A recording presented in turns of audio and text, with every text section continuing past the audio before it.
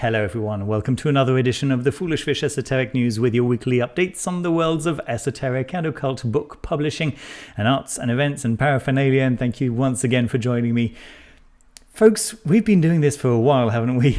And every week I'm just so grateful that you would come and join me to check out what's new and wonderful in the world of esoteric and occult book publishing. Folks, there's some good stuff this week as well, and it wouldn't be possible to bring this all to you without the wonderful sponsorship from miskatonicbooks.com. And miskatonicbooks.com have been sponsoring the show for quite a while now, and just want to say a big thank you to miskatonicbooks.com, who have once again actually inspired a couple of the items from this week. You can see over here the Offering to Isis Deluxe Edition, which we're going to talk about in a few seconds, but I also want to talk a little bit about all the other amazing stuff that you'll be able to find at miskatonicbooks.com. If you don't know them already, go and check the links in the details of this video, and you'll be able to find a link to miskatonicbooks.com as well as links to everything else that we're going to be talking about in this video today. And if you just hop over there, you'll be able to see some of the most beautiful books on the market ever, and you'll be just amazed, I think, if it's the first time you've headed over there. And do go and check them out. They're absolutely amazing. The kinds of books that they have in stock, the books that they managed to find, books that have been out of stock for a very long time, books that have been published abroad.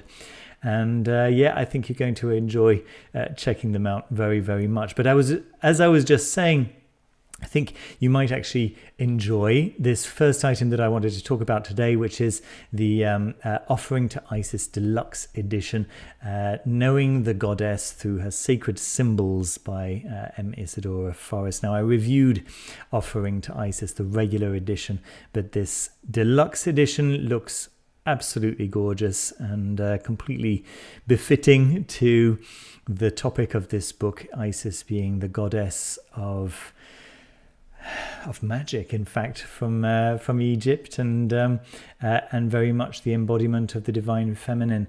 And so this is a really very welcome book altogether, but I think that this deluxe edition looks absolutely gorgeous. And of course it's published by Azoth Press, which is an imprint of Miskatonic Books, naturally. And you can see some what the end papers look like over here, and I think that's really nice with the clamshell box. Very beautiful. If you haven't seen my review of Offering to Isis, go and check that out. Very easy to find, just a quick search, Foolish Fish Offering to Isis, you'll find it. And enjoy the review, and if you decide to get the book, this could very well be a very nice version of it to have. It's not the cheapest, of course, but it's you're paying for a deluxe edition.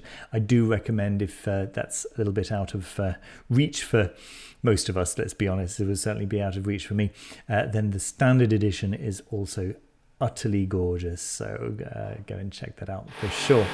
Oh boy, really? Now they decide to start drilling next door, huh? Okay, fingers crossed. I have no idea if that's going to start again. Okay, so the Philosophical Research Society recently released the Emerald edition of the Secret Teachings of All Ages. Now, I mentioned some months ago that this was about to be released. Well, it's now available and on sale for $120. Now, this is the reduced size version of the book, and I've actually made a review of the previous version of this reduced size of the book. So if you once again do a search for Foolish Fish Secret Teachings of All Ages, you'll see that this is already a pretty massive book. It's one of the largest books that I have on my shelf. It's not quite the size of the original, which is completely unwieldy. Some people that I know own the book. I've seen the book at the Embassy of the Free Mind in Amsterdam. and it's gigantic. I mean, you need a room for it. It's absolutely huge. So the reduced size for me was absolutely exactly right. It's not too small. You can still read the font very easily.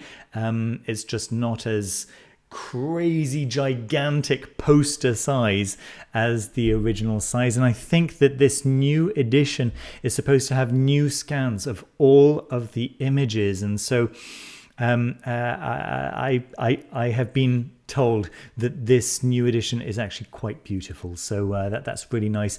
For me, the version that I had was already perfect. I didn't need anything more than that, but knowing that this Emerald edition with quite a beautiful cover, right? I think you'll probably agree, as a hardcover with it looks like some kind of textured spine there in green, in emerald green. I think that that probably looks quite beautiful. Let's see if we can get another picture of that. If I click on it, no, I'll just have to make do with that size. But you get the general idea. I think it's really nice that there is a new reduced size edition, and that the pictures inside are all fresh new scans. Speaking of ISIS, there we go. So that's really, really cool stuff. Yeah, nice. All right, folks, let's move on to news over here on Lulu.com. So Nick Farrell has released a new edition of the Geomancy of Christopher Cattan. Now, this is kind of significant, actually. The Geomancy of Christopher Cattan is a medieval divination manual, which is a definitive English edition of one of Europe's most powerful yet long neglected magical texts, translated directly from the original 1550 French and carefully edited into modern English. This edition revives a masterpiece that shaped occult thought for generations. Thank you, by the way, Olives, for pointing this one out for me. First published in France during the mid-16th century and later released in English in 1591, Cattan's Treatise of the Ancient Art of Geomancy vanished from circulation for centuries, yet its echoes can be found in the works of esoteric giants such as Robert Flood, John Hayden, Francis Barrett, and Samuel Mathers of the Golden Dawn. The influence of this manual can be traced in the diaries and working notes of cunning folk across Britain, where it was considered indispensable as astrology. In fact, during the Middle Ages, kings and generals were known to consult geomancers before going to war. So, folks, if you don't know about geomancy, it's an amazing oracle, and a traditional Western oracle. Some people like to compare it to the I Ching. It's not a terrible comparison. There are certainly many points in common. It uses dots and uses variations of even and odd numbers and things like this. But it's a very, very beautiful oracle tradition, and I really recommend checking it out in general. So this being a founding text for geomancy, I think that it's a very exciting text to have back in print. I had a look for it on Amazon, wasn't able to find it, so at the moment it's available on Lulu.com. It's not the cheapest getting your books on Lulu.com, but it's also a way, right? It's better than nothing for sure.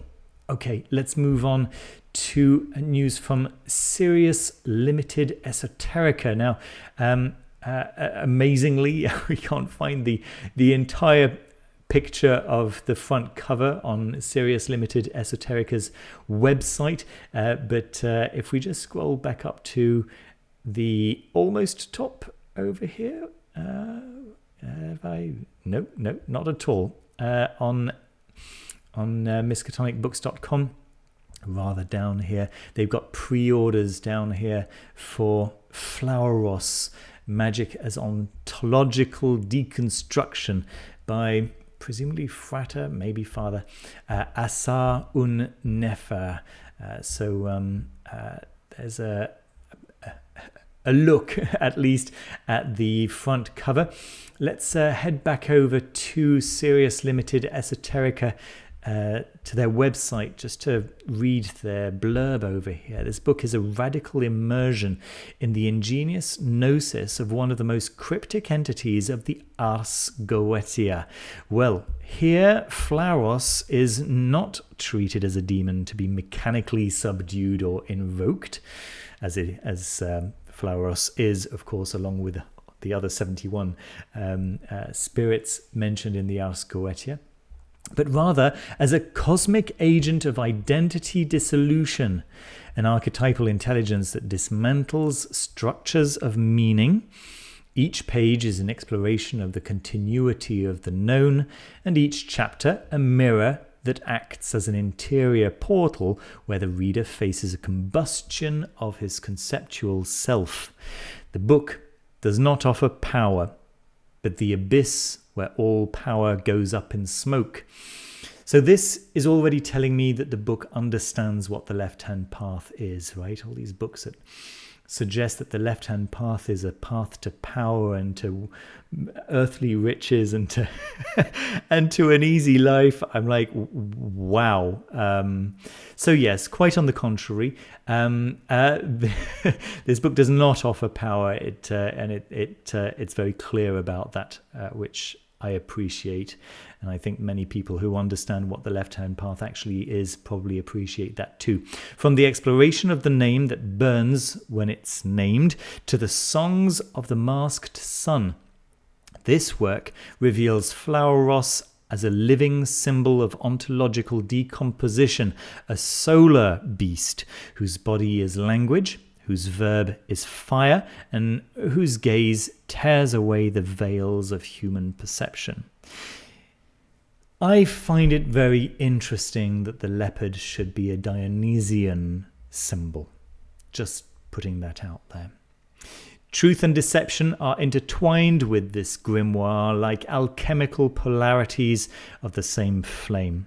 Here, the magician is not the author of his transformation, but the residue that remains after the fire. There we go. So yes, this actually seems like an interesting book. I don't know necessarily that it's a book that I can recommend, right? I can't recommend The Left-Hand Path. It's not a fun path. It's not a path that is comfortable. I mean, it's the opposite of all of that.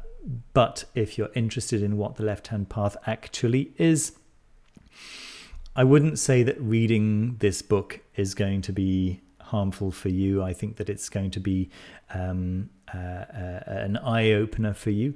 I think, however, that putting its recommendations into practice, that could be a tower moment for sure.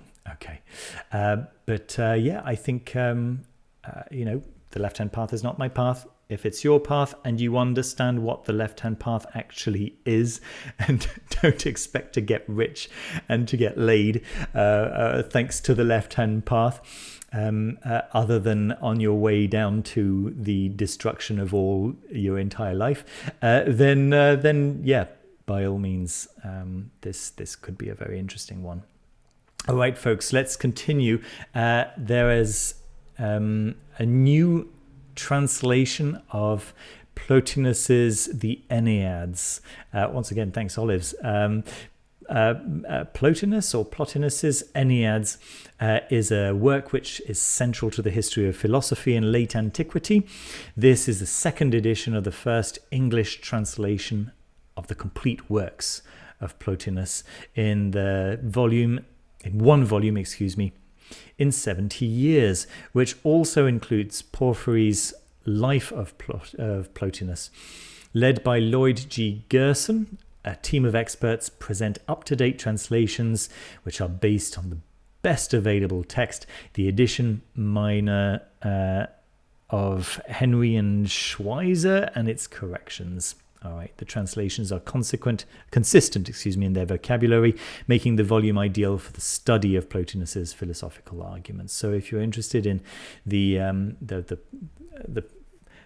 works of Plotinus, then I think you'll be very interested in this new translation published through Cambridge University Press, and £150 for the hardcover seems accurate for a scholarly work, but it's also being released as a paperback for £55.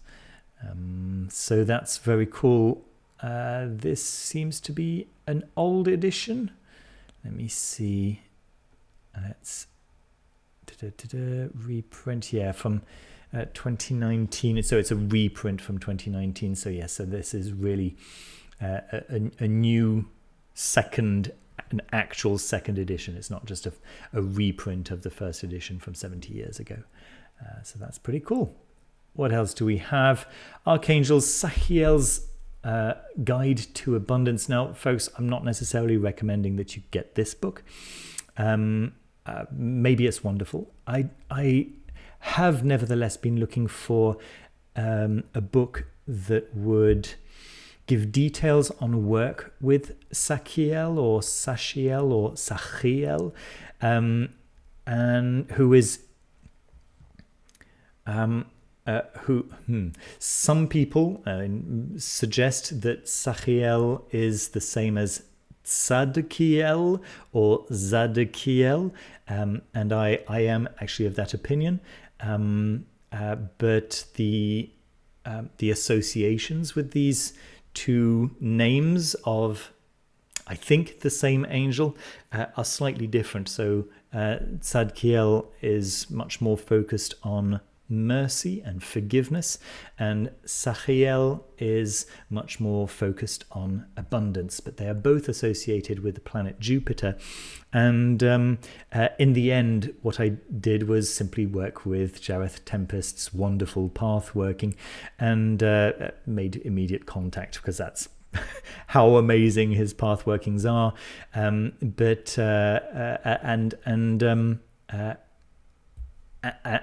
the connection is really quite strong. It's interesting. It's been interesting for me to look up the details of Sachiel in the Heptameron, and I was surprised, Joseph H. Peterson, to see that there is no Sachiel in your appendix, sir. Although Sachiel certainly appears throughout the book, which is very cool. Not appendix, I mean index, excuse me. So yeah, for your second edition for sure. But yeah, just reading about Sachiel and how Sachiel exists under Uriel. Very, very interesting. So yeah, something to look into for some of you who might be interested in working with angels to get yourself into a better financial situation, which is yeah, it's kind of first and foremost on my mind at the moment, due to new circumstances. But the work is going very fast. Actually, I'm very impressed with how fast this is coming through, and how fast Sachiel has come up with inspiration and the drive, in fact, to get stuff done. So definitely, if nothing else, it's in the second book of Raziel's Paths of Power. I'll leave a link down below as always, right? But it's in Jareth Tempest's Archangel Path Workings under the name Tzadkiel, of course, right? Not Sachiel, but works just as well. So there we go. So that's nice. What else do I have for you folks? Sphere and Sundry have got a new offering. It's the Ferrum Noctis, the second release of Ferrum Noctis. They're describing it as Mars for people who think Mars isn't for them. So if you don't know Sphere and Sundry, they make some of the best, arguably the best talismanic materia in the world. It's just wonderful, so powerful, so effective, so immediate. And I really, really always recommend their stuff. And so let's have a little read here. Talismanic materia for strategy, focus, and accomplishment that flies under the radar with its cool, calm, and collected competence. Excellent for disciplined, efficient self-cultivation. Stop complaining or feeling scared. Remain calm, ready to seize your objectives. +5 stealth. I like that. So here are a few examples of the forms in which this Ferrum Noctis takes, or in which you can acquire this Ferrum Noctis offering. And it's I can vouch for their stuff, right? It always smells so good, it always feels so good, and the talismanic or talismatic effects are instantly experienced. Yeah, you just apply this stuff and it just works. So it's another one of the Mars-based creations that Austin Kopok, of course, harvested when Caitlin herself was busy avoiding overtly martial activations. It joins its available brethren fiery wall of protection, the Forge Masters Dit Dad Jow, and awaits just one more. Like its ilk, this series contains only house-crafted materia, no talismans, no bepals, the lovely scents, or other collaborations, given the hermetic priorities of the time. I think that if you would like some talismanic materia to give you focus, very strong focus, but that Mars kind of scares you a little bit, this one seems like a really nice one for giving you that kind of that strong edge and energy to get stuff done. So that sounds really, really very, very good to me. I'll let you read the whole blurb. It's always so much fun to read Caitlin's write-ups, and go and check this new election out. There we are. Let's continue with a new. It's actually not a new tarot. It's a colorized version of a previously existing tarot by Daniel Martin Diaz. Look how lovely that is. Now, I'd noticed Daniel's work previously. I'd never actually purchased any of it because it's not inexpensive. But now that this version, this kind of colorized version, is available, it's so beautiful. It is so beautiful. It's reminding me a little bit of Benabel Wen's Spirit Keeper Tarot in its kind of very detailed illustration style. Right? Maybe you guys can see that. I don't know, but I really like it so much. I think it's really beautiful. So yeah, just to say, it's available as a colorized version. Look at the lovers. How cool is that? King of Cups. Yeah, 7 of Wands. Great stuff. Great stuff. So yeah, you'll be able to see it over here in its not colorized version, which actually might work very well for you as well. I don't know. Yeah, I think it's really cool. So details for that down below. Let's take a quick look. Step into a realm where the divine mysteries of the cosmos are rendered in color and light. This is a newly envisioned earth magic, hermetic prophecies now reawakened through the masterful palette of the 14th century Renaissance. Each card in this luminous edition has been colorized by the gifted artist Trina Hines. After seeing her work, Diaz reached out to Hines to collaborate on colorizing the deck. This enlightened version, an intuitive sense of hue, bring a renewed soul to Diaz's original amber edition. Yes, it certainly does. So that's really very, very nice indeed. Earth Magic Tarot, the color edition.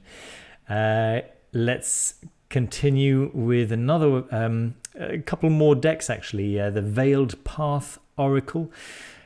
So this one is, I had a look over here at the use of AI. The author says they created 90% of the deck digitally without AI. Yeah, well, I'm 90% happy with your deck. It does look very, very nice, though. And actually, the author does say that it's for some of the background elements. So, okay, I can put up with that, you know. It does actually look really nice. I like the collage style of this Oracle deck. I think it's quite beautiful. And yeah, you know, looking at the cards themselves, I can believe, sure, that mostly it's not artificial intelligence generated pixels, you know. But yeah, you can see how it's really actually very nice. So despite that 10%, fine, I'll give you a free pass.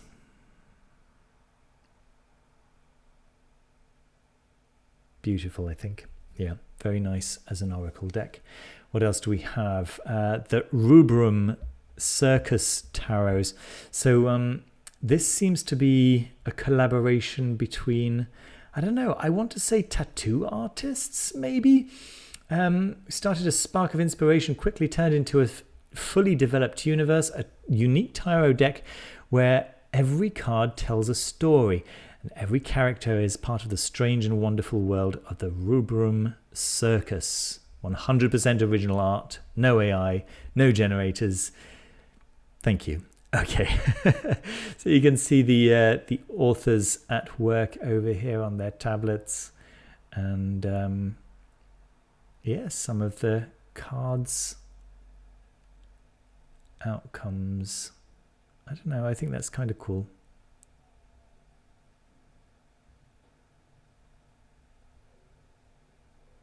Potentially. Oh wait, if you like that art style. And then what else? There's another Oracle. I think this really is gorgeous, right? This really has my heart. Okay, it's called the Nereid Oracle deck. Benevolent sea nymphs from Greek myth offer warning and counsel to the voyagers of life. So yes, this one I am fully behind, right? The others you might like, but this one I really like. This lovingly illustrated Oracle deck is based on sea nymphs known as Nereids in Greek mythology. The deck consists of 97 cards. That's a fat deck, folks, and 57-page guidebook describing their corresponding divinatory symbols. Created this product over the course of a decade, employing a distinctive style consistent in color, line, and interplay with negative space, eliciting a sense of timelessness. You can tell, yeah, that's exactly what comes across. Elegant figures flow with sinuous lines, manifestations of admonishments and prophecy. Each card depicts the delicately rendered sisters in powerful scenes immersed in blue sapphire tones, long tresses harmoniously intermingling with the waves. This artwork is not AI generated. I think that's pretty obvious. The element of this deck is fluid, ever-changing nature of water, the unpredictable sea, and how the ocean can mirror the mind of the querent. Makes sense, right? The deck reveals hidden potential, offering caution, knowledge, and insight. By providing words of positive guidance and empowerment, the deck encourages introspection, growth, and self-actualization. Yeah, so you get an idea of the cards over here. And each card actually does have, it's hard to see on such a small scale here, but they do have titles. Each one of them has a one-word title. And in fact, if I scroll down all the way to the bottom here, you'll be able to see what a single card looks like. Right, so the name of the muse and or of the Nereid, excuse me, and the title of the card underneath there. But isn't that lovely? Yeah, and it's not just blue, it's kind of hues around blue, and I think that is utterly gorgeous. Utterly gorgeous. So yeah, very, very nice indeed. And then finally, oh, I'm getting a migraine. And then finally, we've got Emerald Echoes. So Emerald Echoes, if I can still see the screen, a narrative puzzle adventure game. This is it's not really a board game, but it's a game experience, right, that I picked out for you guys this week. You can see that, okay, so 1 million zlotys is going to be something like, I don't know, maybe $300,000. I'm not 100% sure.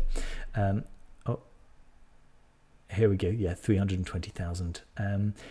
It seems to be a story that you are invited to take tactile part in, and that sounds really very nice to me. It's just got 6 more days to go, and I just recommend that you go and check it out, because the attention to detail that's been put into this looks really very, very nice. And if you used to enjoy choose your own adventure style books when you were a kid, this looks like it might provide a similar feel, right? Of course, reading a choose your own adventure book as an adult doesn't quite have the same magic, but this seems to kind of elevate that game enough to potentially give you similar feelings. I really, really like what I'm seeing here. So good. Okay. All right, guys, I'm not going to stay too long here. I am going to go and get a pill for the migraine. Do leave a comment. Do let me know what stuff is out there. It's so difficult for me to find good stuff now because of this sea of AI rubbish, which is just completely drowning the signal. So if I'm missing stuff, folks, please let me know about it. If you know of an actually good quality book that's coming out, let me know about it. Leave a thumbs up. It helps so much. Subscribe if you haven't done so already. If you would like to support the channel, then of course the Patreon is the best way to do that. Is the way that really does support the channel the most directly, and that will give you a whole load of perks and access to the Foolish Fish Discord server and lots of other good stuff. So do go and check that out. Thank you so much to all the subscribers and to all the members who already support the channel, and I hope that you have a wonderful time. Don't forget that I also do one-to-one video conversations, and there are links to book a conversation with me, a tarot read potentially, or just an ask anything you like kind of conversation. Links to that are down below as well. Thank you so much for your time. Thank you so much for watching. Take care of yourselves, take care of each other. I'll see you soon with another video. Take care, bye bye.